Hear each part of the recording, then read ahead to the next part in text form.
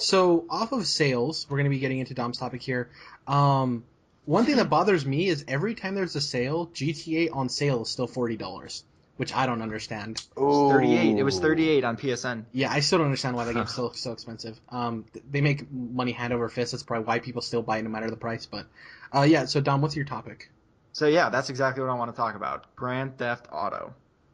And there's, I'll start in one spot and then we'll kind of let it morph into something totally different. So to begin, the first thing I got to say is I've never played a Grand Theft Auto game. That is It's insane. just never been something that interests me. I totally respect them and what they do. Everyone who played Grand Theft Auto that I knew when I was a kid, they weren't exactly the people I wanted to hang out with, if you know what I mean. And these were the people that bought an Xbox and bought Grand Theft Auto and Madden, and that was it. And that was the culture that was built around this game for me growing up in my town. That's just what it was. It wasn't really about, oh, it's so big and cool and, the things that we give positive regards to games nowadays.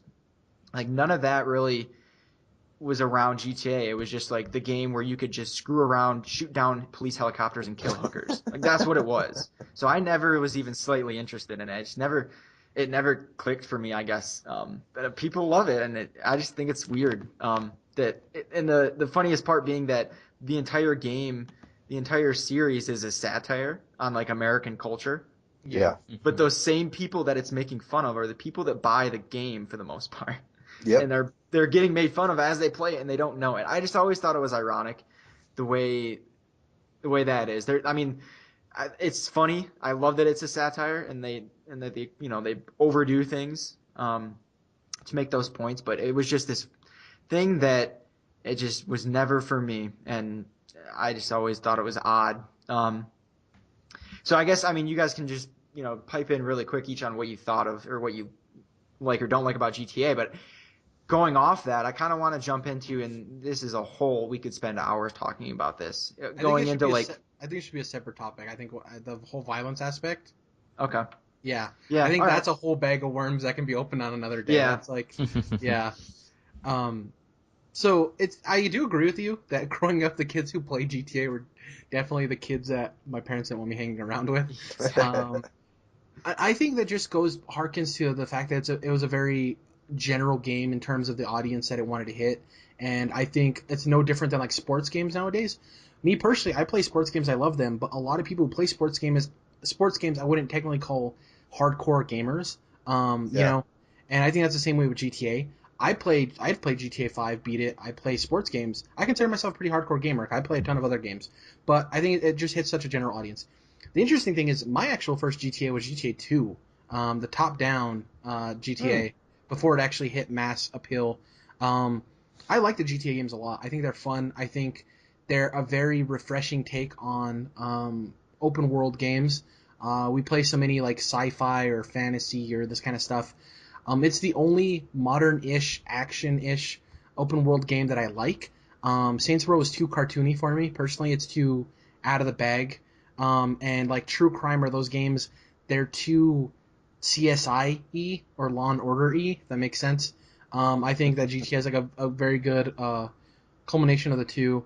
I like GTA a lot. I think that it does have its issues. I think that the funny thing is all of the satire that it has in that game, you're perfectly right. The mass market or the people that play that game are the people it's making fun of.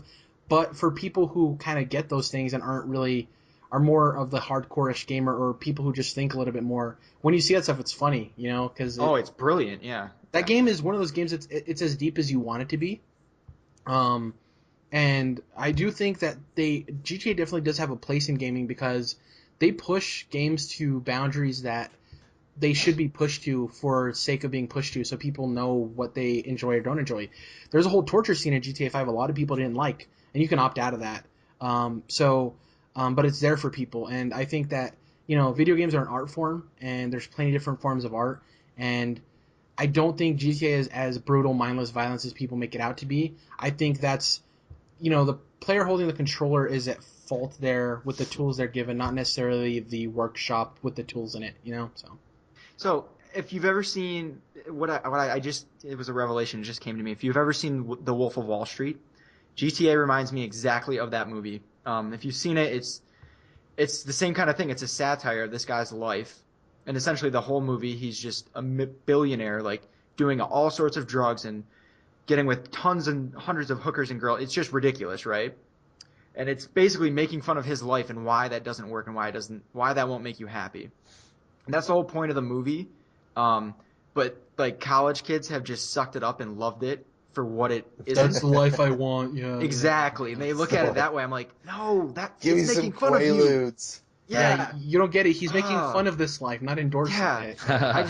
That's what GTA reminds me of in a lot of ways. A lot of people don't see what it's really about. I want to hear the Jordan's takes on GTA. What's your guys' experience? Have you guys played them? Yada yada. So going off of something you said earlier, Jared, this is not necessarily needs its own topic, but you were talking about how even when GTA goes on sale, it's still like $40, and it's a super old game. I just wanted to mention the fact that both on the PSN store and Xbox Live, like especially if you're buying like Xbox 360 games or PS3 games, there's these random old games like let's say Assassin's Creed 3 Special Edition on PS3 is still probably like $70 or something. Yeah. I love seeing those in Walmart.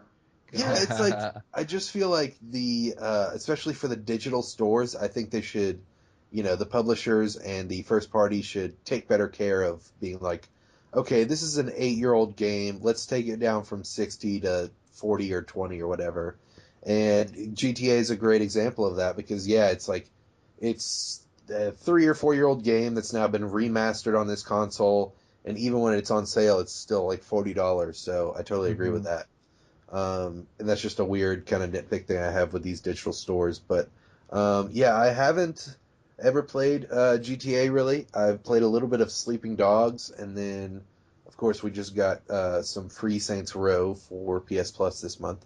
So I'll try that out. But it's not necessarily my kind of game. As far as open worlds go, I'd rather be in a more fantastical area, I would say, and something that is a little bit different from just everyday life.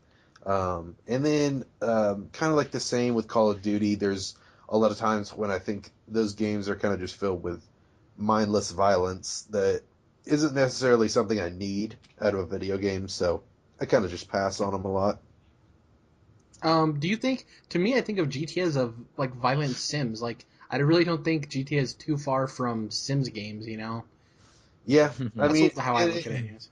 It's not for me. It's not like it's too violent or anything like that. It's just that For your personal taste, I understand. Yeah, there's sometimes there's violence and good taste, and not that the whole of GTA is in bad taste. Just that I feel like mostly just that it's not really a game that I've ever felt like playing, and most of the time there's games that I have more of an urge to play elsewhere. Yeah. Jordan B, what's your take on GTA? Your experience? So I've played pretty much all of the GTA games, but I think what I think hardcore. I think when you talk to most hardcore gamers aren't going to say their favorite game is GTA, but when a GTA game comes out, it ends up being like the most popular game of all time. Like I think the fifth one has however many copies currently, so like 80, 60, or 80 million. I think what Second GTA only to does. Minecraft. Yeah, I think what GTA does that's kind of interesting is it kind of its setting and everything about it is kind of very casual. I think when people go into a lot of casual people buy GTA because it's not a fantasy game. It's not intimidating like that. It's a driving simulator. It's a shooting simulator. It's like you can get any kind of itch out of that. And also, I think we were talking before about how we don't have that much time to play games. It's one of those games that you can buy and like go back to it like anytime, play with your friends, play story missions, drive around, do all that stuff. So I think it has a wide appeal to a lot of people. So like when you put GTA, if you're talking to a random guy on the street, if you put GTA next to Skyrim, he's probably going to pick up GTA because he's more into like, he sees fantasy and he might be a little intimidated by that. Like I'm not going to get the premise or what I have to do, where GTA it's like you can drive, you can shoot. I get this world. This world is a world that I'm comfortable with and I know. It's just like modern day America essentially. So I'm not a big GTA fan, but I think that's kind of the way I look at it with its sales and everything like that. It's the same thing with Minecraft. It's just very basic, easy to get into, and fun to play with friends, and you could do a lot of stuff in it. So yeah, that's kind of my take on GTA. You made a good point there, and I think I think the ease of access, like people see that Yep. game and they're like, okay, I understand this, you know. Yeah.